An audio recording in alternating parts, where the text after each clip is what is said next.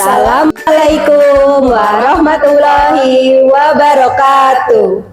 Bapak Ibu guru hebat, pada kesempatan kali ini kami akan melaksanakan tugas demonstrasi kontekstual modul 2.3. Kami akan menjadi observer, ada juga yang menjadi coach dan ada juga yang menjadi coachee. Terlebih dahulu, perkenalkan, saya Julaiha dari SD Negeri Cikandang 1 dan rekan saya Dian Apriani dari SMA Negeri 1 Pakuyangan. Dan juga rekan saya Sri Amelia dari SD Negeri Ciampel 3. Baik Bapak Ibu guru hebat, selamat menyaksikan.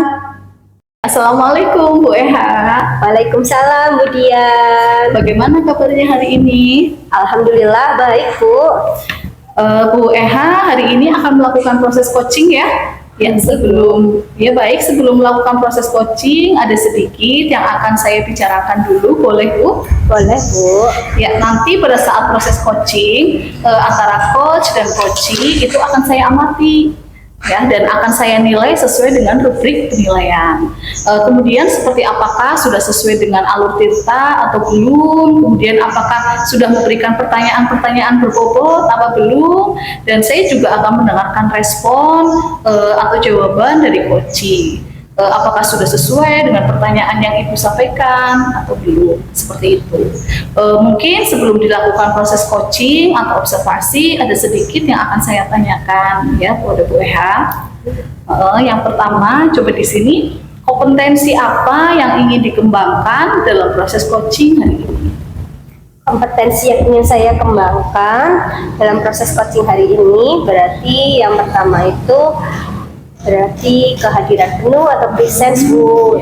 Terus yang keduanya mendengarkan aktif, dan yang ketiganya saya ingin mengajukan pertanyaan yang berbobot. Ya baik, jadi ada 3 kompetensi ya nantinya ya, yaitu kehadiran penuh, mendengarkan aktif, dan mengajukan pertanyaan yang berbobot. Ya baik, kemudian di antara ketiganya di situ bagian kompetensi mana yang nanti secara spesifik yang ingin Ibu observasi? Kalau sebagai yang lebih spesifik, saya kayaknya ingin kompetensi yang mendengarkan secara aktif sama mengajukan pertanyaan berbobot kayaknya Bu.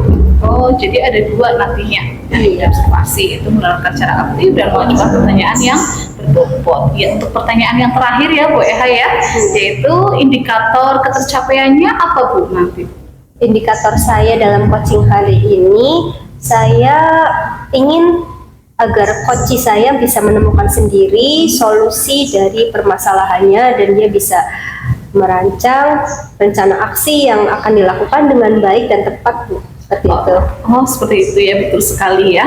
Ya, baiklah Bu, silahkan melaksanakan proses coaching dengan sebaik-baiknya. Nanti setelah proses coaching kita ngobrol-ngobrol lagi ya Bu Eha ya. Ya, terima kasih ya Bu Eha ya. Oke, terima kasih juga Bu Dian. Selamat siang Bu, bagaimana kabarnya hari ini? Selamat siang Bu Eha, alhamdulillah baik Bu. Tapi saya lagi bingung ini Bu. Kayaknya butuh ngobrol nih sama Ibu. Loh, bingung kenapa Bu? Jadi begini Bu, saya merasa perlu lebih memahami tentang bagaimana cara mengelola kelas dengan pembelajaran yang sesuai untuk murid-murid saya. Karena murid di kelas saya itu kompleks banget, bakat, minat, dan kemampuannya juga berbeda-beda Bu. Oh, paham ya Bu.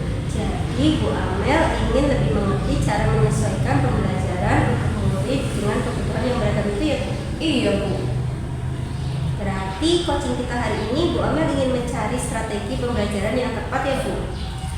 Saya rasa betul Bu.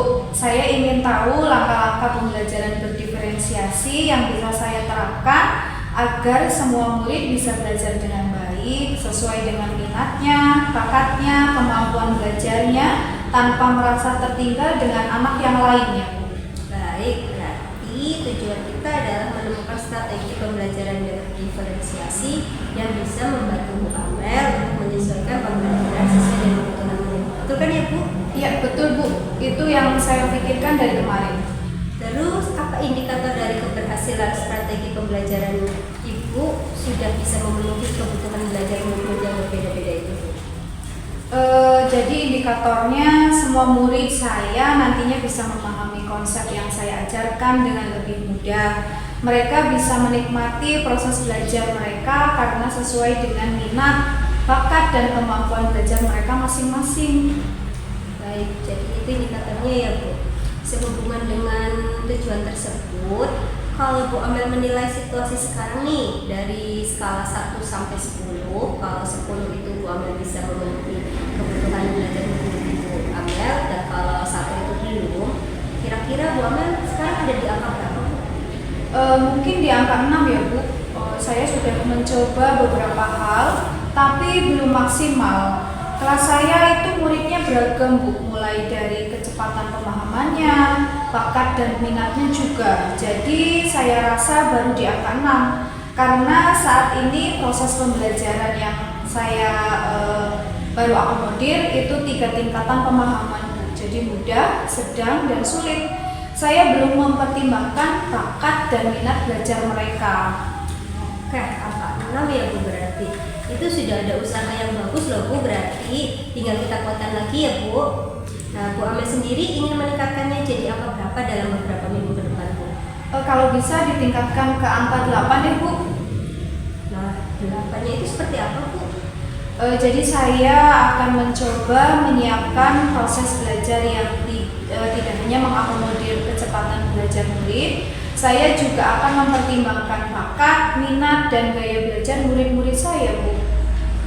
Menurut Bu Amel nih, kekuatan apa yang sudah Bu Amel miliki untuk bisa menyiapkan proses belajar yang bisa mengakomodir bakat, minat, dan gaya belajar murid Ibu yang beragam tadi? Mungkin kekuatannya ya Bu, saya sudah melakukan asesmen non-kognitif murid di awal tahun ajaran. Saya juga kenal karakter dan kemampuan murid-murid saya dengan baik. Saya juga sudah mencoba membagi mereka ke dalam kelompok kecil sesuai dengan kemampuannya. Wah, itu udah bagus sekali loh Bu, jadi sudah ada pemetaan kebutuhan belajar murid ya. Nah, kalau tantangannya apa sih yang masih bikin Bu Amel merasa ada di angka 6 dan belum bisa lebih tinggi dari itu?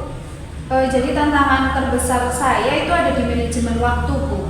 Karena selain mengajar, saya juga punya tugas tambahan lain seperti jadi bendahara BOS, sekretaris PGRI ranting. Kemudian itu rasanya sulit untuk membagi perhatian ke semua murid Bu, apalagi saat harus memberi tugas yang berbeda-beda.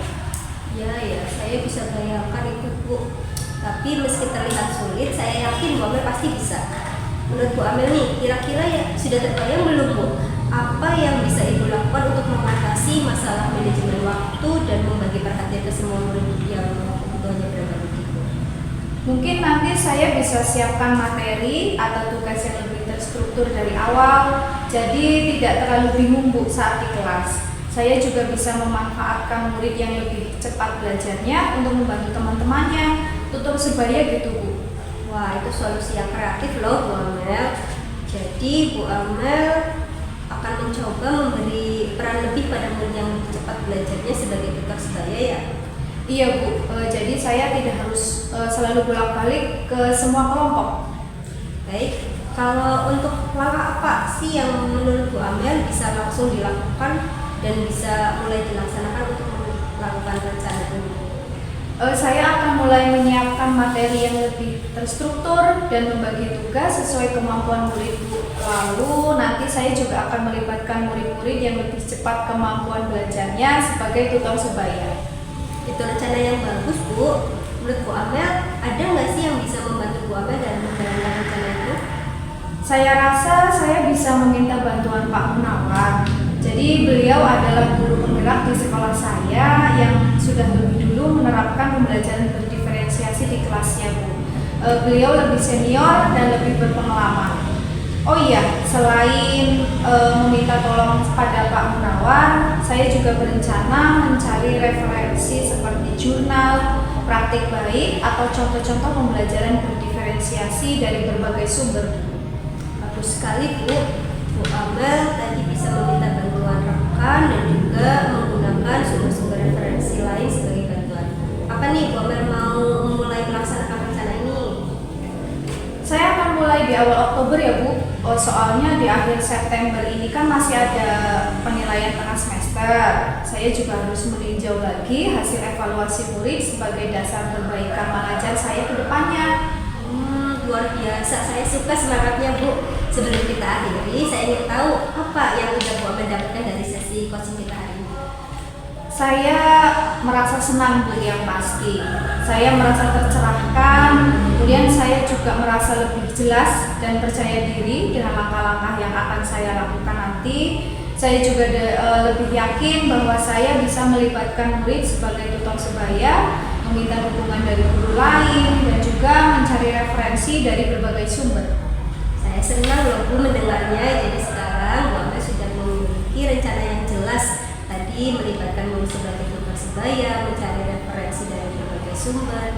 Ibu juga tadi sudah berencana untuk meminta bantuan Pak Munawar untuk membantu Ibu melaksanakan rencana itu tadi. Nah, kita bisa ngobrol-ngobrol lagi ya Bu ya nanti ya beberapa minggu ke depan untuk melihat bagaimana progres strategi yang sudah Ibu rencanakan tadi. Bagaimana perkembangannya? Setuju nggak nih Bu? 2 minggu lagi? Siap, setuju Bu. Berarti di pertengahan Oktober ya Bu? Terima kasih banyak ya Bu atas bantuannya. Saya jadi sudah tidak bingung lagi sekarang. Sama-sama Bu Amel, saya yakin hasilnya pasti baik. Semangat selalu Bu Amel. Siap WH, semangat selalu. Tadi bagaimana proses coaching sudah berjalan dengan lancar?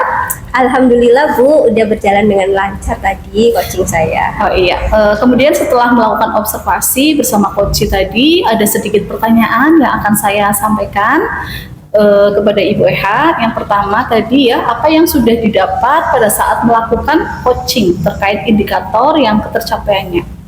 Tadi saya sudah melakukan coaching dengan menggunakan alur Tirta Bu.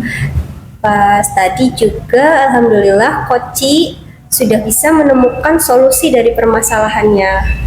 Ya, baik Bu Eha, tadi sudah melakukan coaching sesuai dengan alur Tirta, kemudian coach sudah menemukan solusi permasalahannya. Ya, kemudian di sini ada beberapa catatan ya untuk Bu Eha. Di sini Bu Eha sudah menyampaikan sesuai dengan alur Tirta tujuan, identifikasi, kemudian rencana aksi dan menumbuhkan rasa tanggung jawab pada diri coach agar rencana aksi yang akan dilakukannya itu dapat berjalan dengan baik. Kemudian juga tadi menurut saya sudah fokus terhadap coaching, kemudian juga kehadiran penuh ada, kemudian juga aktif dan memberikan pertanyaan-pertanyaan yang berbobot yang disampaikan kepada coaching. Ya, kemudian ada satu pertanyaan lagi ya Bu Eha ya. Di sini kompetensi apa yang ingin dikembangkan untuk melakukan coaching ke depannya? Kompetensi yang ingin saya kembangkan ke depan, saya ingin lebih memahami lagi alur Tirtanya Bu, supaya nanti coaching-coaching selanjutnya itu bisa berjalan dengan jauh lebih baik lagi. Oh iya, luar biasa ya apa yang sudah Ibu sampaikan tadi juga untuk proses coaching hari ini sangat luar biasa. Mudah-mudahan Ibu sukses ke depannya dan diberi kemudahan dalam melakukan proses coaching-coaching selanjutnya. Ya. Amin. Terima kasih ya Bu Eha ya. Terima kasih juga Bu Ya, Dia. sama-sama.